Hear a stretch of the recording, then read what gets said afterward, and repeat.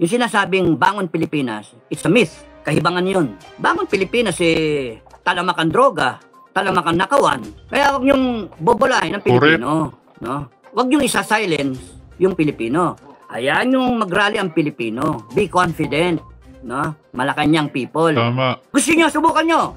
Huliin niyo si Duterte, no? Ibigay niyo sa ICC, ibigay niyo sa FBI, tapos ang administration mo, Marcos, BBM. Nasabi ko na sa iyo.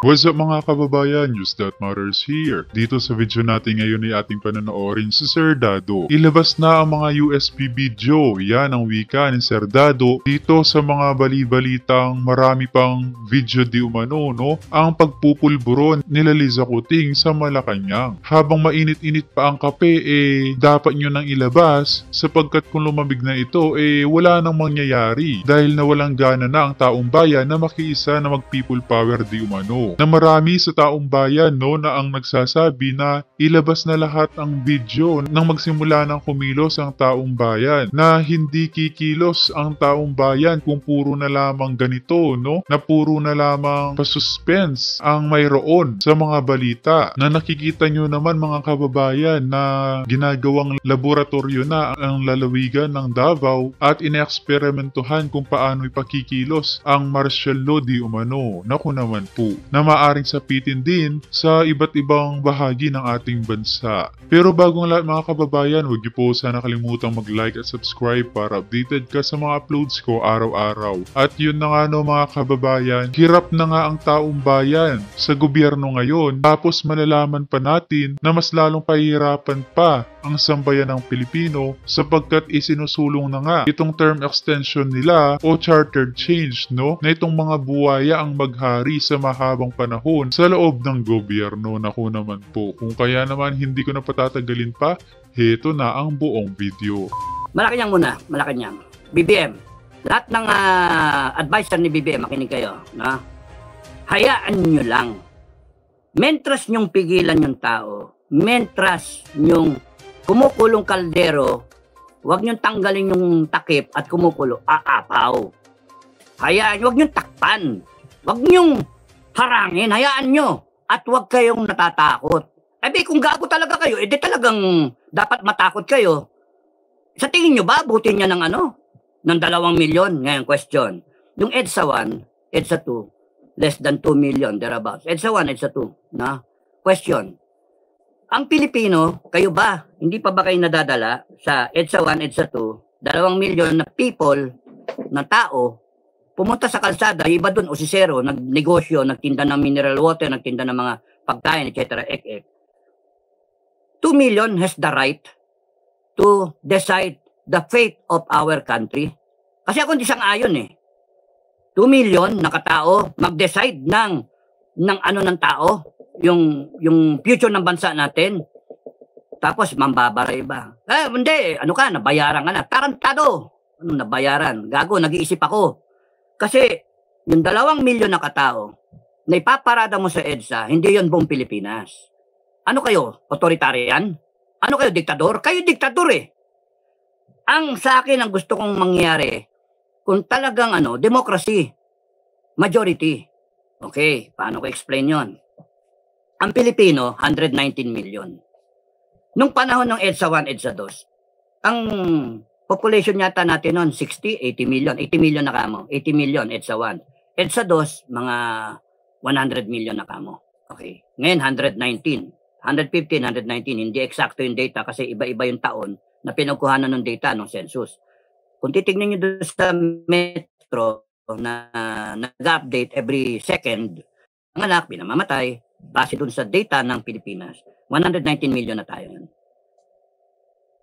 Logical ba na yung 2 milyon noon ng EDSA 1, less than 1.8 million ng account noon.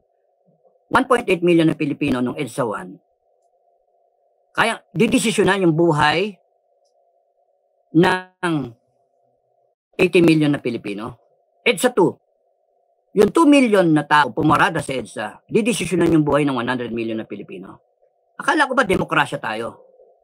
Ano standard? Ano standard?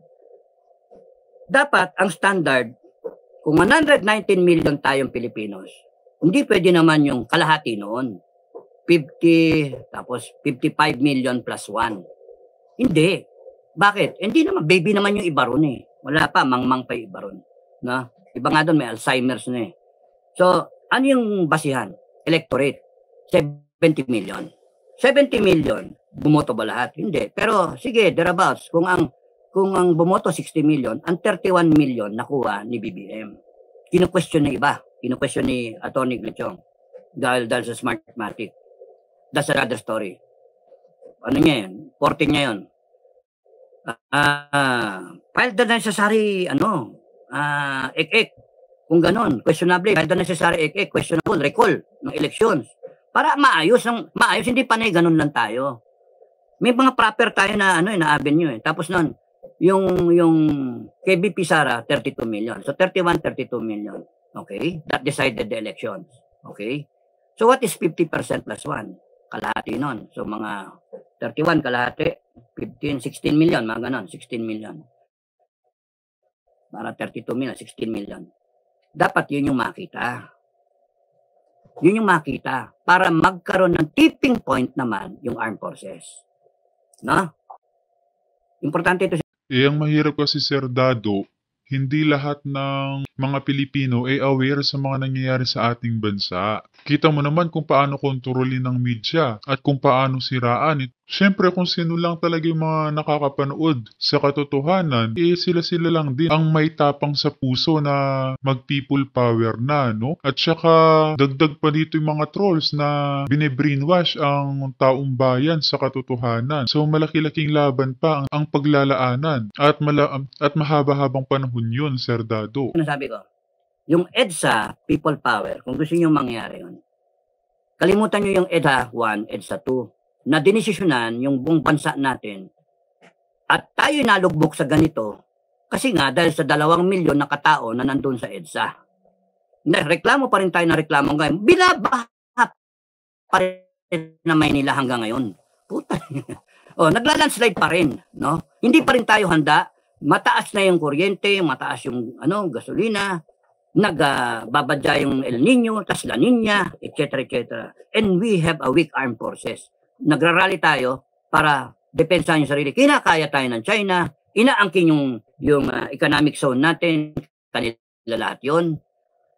Ay, nako. Lalong magtitiba yung claim nila dahil sa nakadiscover sila ng langis, ng gas field dun sa inaano nila, dinidrill nila. So, lalong di nila bibitawan yan. O lalo tayo hindi makaka-explore dyan na sinasabi nila Chief Justice, no? Puno na simulan natin. Sino magsisimula niyan? Baka tayo. Kaya nga, dahil kung gusto sabihin, na nawawala ako. So, yung 31 million, gawin mo kalahati, 16 million. EDSA 1 and EDSA 2, 2 million, decided the fate of the country. And for so many years, dekada, di pa ba kayo natutuwa? Di pa ba kayo nainis doon sa nangyari na yun? Na the same. It's a vicious cycle. Paulit-ulit. Turumpo politics. Turumpo. Hindi trapo, turumpo. Ikot lang na ikot, ng ikot na ikot. Ganun pa rin ang ganun. Ang hinaing natin, ganun ang ganun. Palala ang Pilipinas. Yung sinasabing bangon Pilipinas, it's a myth. Kahibangan yun. Bangon Pilipinas, talamakan droga, talamakan nakawan. Kaya huwag niyong bobolahin ng Pilipino. No? Huwag niyong isa-silence yung Pilipino. Hayaan niyong mag-rally ang Pilipino. Be confident. No? Malacanang people. Tama. Na ang gawin yung standard, AFP, PNP, all armed services, even retired people. Para sa akin, ang standard, ang tipping point in a democratic country like ours, hindi tayo authoritarian, hindi tayo dictatorial, in a democratic country is to see 16 million people all over the country. Alam ka na may saksak mo yung 16 million sa EDSA. Ang dami nung nun. All over the country. You don't have to go to EDSA. Lumabas ka lang ng barangay mo, lumabas ka ng syudad mo, munisipyo mo, at magtayo kayo on a specific date. On a specific date, hindi pinlano on a specific date, ayan na. Basta tignan nyo kung kailan lalabas ang tao. Kailan lalabas ang tao? Pagka kompleto niya, yung input ng informasyon, ngayon 4 pang video ilalabas sino gagong pupunta sa kalsada? Mali naman yung diskarte Mali Magtatawag kayo ng tao sa kalsada. Kung gusto ko mapanood pa yung 4 na video, you will deny me that? Pag ipipilit, yung gusto ninyong mangyari. Because pagka yun ang gusto ninyong mangyari, you are using the Filipino people. You have your own agenda. You are not doing it for country, but you are doing it for yourself. Because spontaneous ang people power. Spontaneous yung sovereign will ng tao. Sabay-sabay, galit yung tao, gago to, hindi pwede. Lalabas sa kalsada. And that is the tipping point ng tao. And what is that tipping point? Hanapin niyo yung rason ng tipping point ng tao. Hanapin niyo yun. Huliin si Duterte, pwedeng yun ang tipping point ng tao. Hindi pinaplano yun. No? Malacanang, huwag kayo magkakamali na ina-advise ako na kayo, no? Piso. Piso. Magcha-charge ako ngayon piso. Dati, wala Ngayon, piso na, Tragis kayo. Tax free, baka babawasan nyo pa. Okay, huliin nyo si Duterte, tapos kayo. Sigurado ako doon, tapos kayo. Yung basa ko sa nangyayari. Kalaban nyo, buong Tama, Sir Dado. Once na may nangyari di umano kay FPRR, di ipanigurado gulo ang bansang Pilipinas. Gulo ang aabot sa Malacanang. Mindanao country, yung mga nandun na mga politiko, good luck sa inyo. Mga confident. Di yan. Mga sip-sip yung mga nandun. Gusto nyo, subukan nyo. Huliin nyo si Duterte, no? Ibigay nyo sa ICC, ibigay nyo sa FBI, tapos ang administration mo, Marcos, BBM. Nasabi ko na sa iyo, I'm not threatening you. I am informing you of how I look at it. Kasi gulo ng Pilipinas. Magkakagera na nga buong mundo. Tayo Gusto nyo civil war? Sorry sa mga may nakagalit lang Hindi ganun Okay, so ano yung kinover ko? Nagkakaano na. Ang pinag-uusapan na sa ibang bansa, second coming. Tayo, ang pinag-uusapan, BBM resign. Anak ng tokwa tayo, no? At pilit na pilit, yun yung problema, pilit na pilit. Hindi pinaplano ang people power. Pagka the moment na pinlano yon, it becomes a conspiracy. It is against the Constitution. Diba? It becomes a conspiracy, it becomes a destabilization plot. It becomes it gives reason sa Malacanang to declare martial law, at paghuhulihin lahat. Gusto nyo ba mangyari yun? Mali ang diskarte. Mali. Labas nyo lahat ng video. Kasi para hindi isipin ng tao, fake lahat yan. Hindi nyo ilabas sabay-sabay Kung talagang bangag, di bangag, ipakita ang bangag. At ang mangyayari, susunod dyan, yung tao. Question mark. Magpa-drug test ka o ayaw mo, tanggalin ka. Ganon. Hindi yung wala Personalities kasi tirada Mali Binibira ng binibira. Mali. O ngayon, kasi maraming tao hinihintay yung ebidensya. 4 pang video. Paano gusto panoorin? Sino pupunta sa kalsada? At doon ipapakita? Ano ipapangako nyo? Doon ipapakita sa kalsada. At huwag nyong isipin na ang tao tatagal ng 5 araw sa EDSA. Hirap nga ang buhay ng tao. Huwag nyong gamitin yung tao na putya nga iba, hand to mouth existence, tapos alis sa trabaho para mag-EDSA. Para gagawin ko to para sa bansa ko, para sa Pilipinas, magkaisa, walang mga ganun. Anong mangyari doon? Walang mangyari doon. Kawawa yung tao. Hindi nila ako sasali. Tapos, EDSA. Ayun, hanggang sasawaan yung tao. Ayaw na.